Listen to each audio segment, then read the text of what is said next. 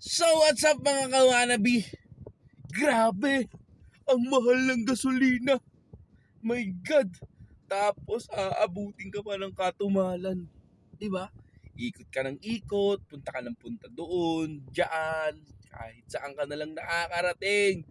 Makahanap lang ng booking. Kaso ang problema mga kawanabi, gumagastos ka rin ng gasolina kahit sabihin mo hindi matraffic. Lalo na kung matraffic. Ngayon, paano nga ba makakatipid ng gas? So, eto lang, ang isi-share ko sa inyo ay yung 3 basic o yung 3 levels ng pagtitipid pagdating sa pagmamaneho. So,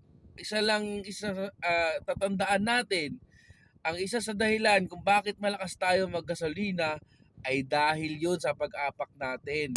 So, meron tayong 3 levels na ipapakita ko sa inyo kung paano ba makatipid kahit papaano sa ating mga gasolina or diesel, okay? So ito ay applicable ito ay applicable lamang sa mga matic user, okay? Kasi hindi ko pa siya natatry sa mga manual, okay? So ito ay papakita ko ngayon sa inyo. So ito yung first level natin or masasabi natin na pang beginners level, okay?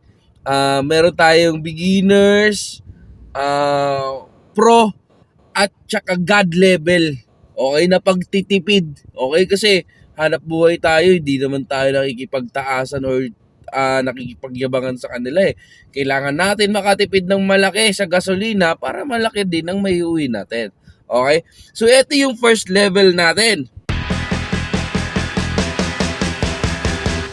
So kung makikita nyo dyan guys, ayan, sa bandang pa ako, is ito yung first level. Ikaw ay it's either nakachinelas or nakasapatos. So yan yung mga beginners level. Okay, bakit yan beginners level? Kasi malaki ang chance na pag ito yung nakachinelas ka or nakasapatos ka, hindi mo masyadong ramdam yung apak mo, and yung RPM mo ay pwedeng umabot ng 2K to 2.5, diba? Ganyan. Lalo na kung medyo nakikipaghabulan ka. So, tumataas ng ganun yung RPM mo. Okay? So, malaki ang nakukonsumo mo. Malaki yung nauubos mong gasolina mo. Unlike naman, dito ka, eto pang pro level naman to. Okay? Pro level. Okay? Eto, yung hinlalaki ng paa mo, okay, yung hinlalaki ng paa mo, siya ngayon yung gagamitin mo. Okay, siya yung gagamitin mong pang-andar. Okay, nakokontrol mo ngayon yung RPM mo. So, na umaabot lang, dapat ang apak mo dyan ay aabot ka lang ng 1.5K sa RPM mo. Okay? So, yan, no? So, mas nakokontrol mo siya kaysa sa mas nakokontrol mo siya kaysa sa pag nakachinelas ka, kasi mas ramdam mo siya. Ano naman yung God level? Okay? Ito naman yung God level, guys. God level. Okay? Ito guys, ang God level. Alright. So sabay mong yung preno, mabilis mong maabot yung preno. Okay? Ayan o, yung hinlalaki mo guys. Ayan, yan. So yan yung God level na as in, hindi ka makakabuelo dyan kasi kumbaga hindi naman ganun kalakasan yung iyong hinliliit. Okay, God level yan guys. Hindi ka makakaandar dyan ng basta-basta na ang RPM mo lang talaga dyan is nasa 1.5K lang din. Okay, mas mabilis mong maabot yung 1.5K. Okay, so yan yung God level guys. So ang kagandahan sa God level ay mabilis ka makakaapak sa preno. Di ba?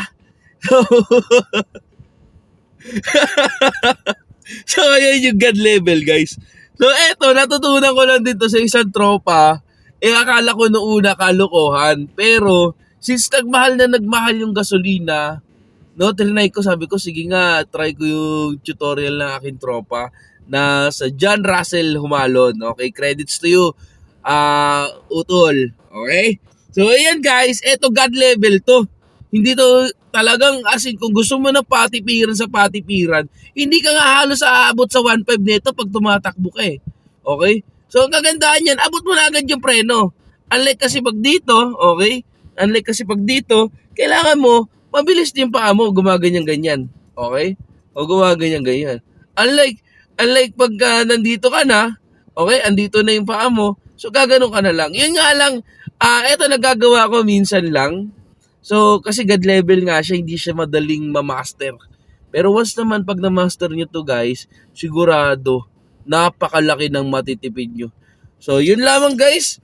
Follow for more para mas marami tayong para ma-inspire tayong gumawa pa ng tips and tricks kung paano ba makatipid pa at paano ba ang buhay Grab driver. So gagawa tayo ng mga ganyang content.